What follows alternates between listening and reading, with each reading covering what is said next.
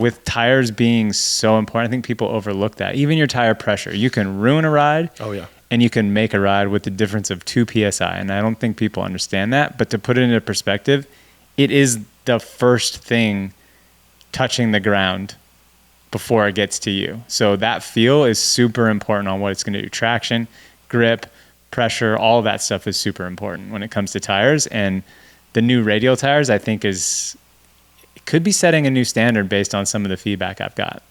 Yeah, tires are one you really have to test because I've tried quite a few different tire brands. I have some, strong opinions on some versus others. I think that there's some brands, the brands that have been around the longest is the reason why they've learned a lot.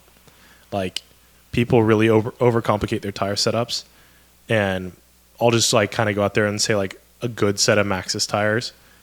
You could probably run a DHR front and rear in 98% of circumstances and be absolutely stoked, and you would have the entire range. But that's not to say there isn't other good tires, and Schwalbe's one of those. So the radial setup, I looked into a little bit, and I think it's good, but I've heard mixed reviews, so I'm pretty interested to hear your feedback. And on the tire pressure situation, I think we need a PSA, because you didn't set your tire pressure for your ride, and you need to. Not saying you, I'm saying you, the viewer. Yeah. And there's a few reasons for that. One, and the biggest, I'd say, is consistency. You need to learn the tire pressure that you need, and you need to always run it. And you'll learn over time. You'll try something, you'll realize you're striking your rims, you'll realize you're starting to flat, or you're just pushing into that berm and they squirm a little bit, and it's a feeling you don't really want. And it's always when you're pushing the hardest. But on the other side, if you have too much pressure, yes, you're going to roll a little bit faster, but the tires won't be forming to the earth like they need to. And tires, people don't think about it this way, but it is kind of part of your suspension. Oh, yeah. And it is kind of the first suspension that touches the ground. And brands like Cushcore have realized that, and they've built their own solution around that. But your tires are it could be the difference of feeling like your suspension's freshly serviced to clap stuff. And that's what I recommend is test on a day, kind of think maybe what do I need? If you have normal tires, not radial tires, it's probably going to be between 20 and 25 PSI.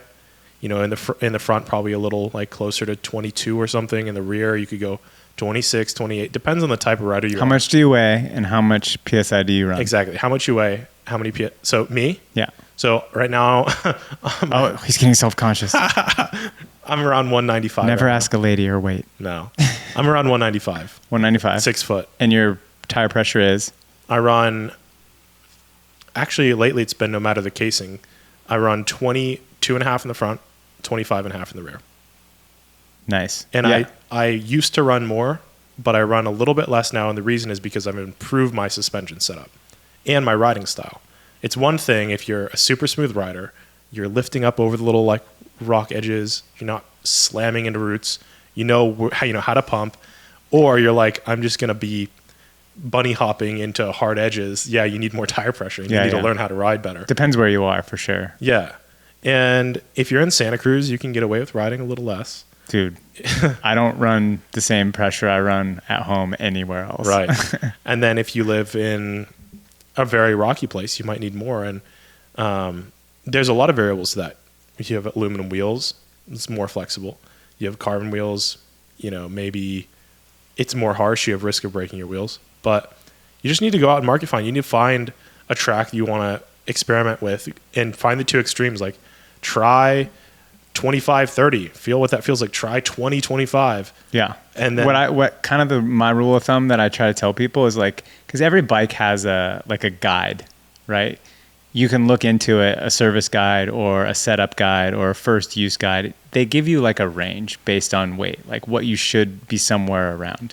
And like you said, give it some try. So find a track that you know really well, because that's where you're going to find these idiosyncrasies of the differences is by you being comfortable on the trail and knowing what is normal. Yeah, you need to have a control. Base. You got to have that base. Mm-hmm. So what I try to tell people is do a run with it the way that the manufacturer suggests, whether it's a tire manufacturer or it's a brand new bike and they've given you some suggestions, and then do 2 PSI less and 2 PSI more. Mm-hmm. And see what feels good. And then you'll start kind of fine tuning into things. And what's funny is talking about tire pressure and conditions, like as it starts to get drier here in town, I'll start lowering my pressure to where like right now I'm running like 20, 22 maybe in my tires. I'm 140 pounds, so I'm pretty light. Yeah. Weight is a big factor. Yeah. I could never run that. Yeah. So, but lowering it down to that versus when it's wet and you can actually go fast and you can really lean into the turns and blow into stuff, I'm having to run like 22, 24. Yeah. Otherwise I'm going to be smashing rims.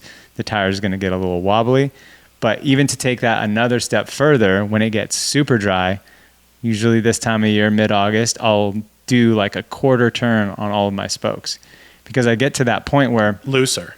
Yeah. Okay. I get to that point where I'm trying to increase traction by lowering pressure, but then I get to the line where, okay, now my tires are too squirmy and I'm hitting my rim off stuff. So when I get to that point, I'll then do like a quarter turn on all of my spokes. And then it's crazy how much feel that gives you to the ground just doing that.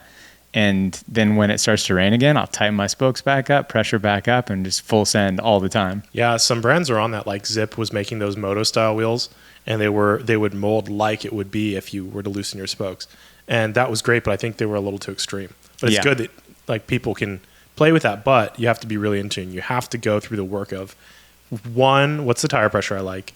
2, how do I ride? And then you can get all the way down the rabbit hole like you with spokes. Yeah, you can go so deep. I read something about Nico Vujo in the 90s. Like that was one of his secrets was spoke tension. They would like go up and test all day long on like 10 different sets of wheels that had like minute different amounts of spoke tension and hone in on what was the best traction, what was the best feel for the type of terrain. In basically every race he had different spoke tension because he was just tuning into it. That's the kind of stuff you can feel when you're on the line. Like when you bring a product to the edge of its capability, you start really getting to know what it can and can't do. Yeah, exactly.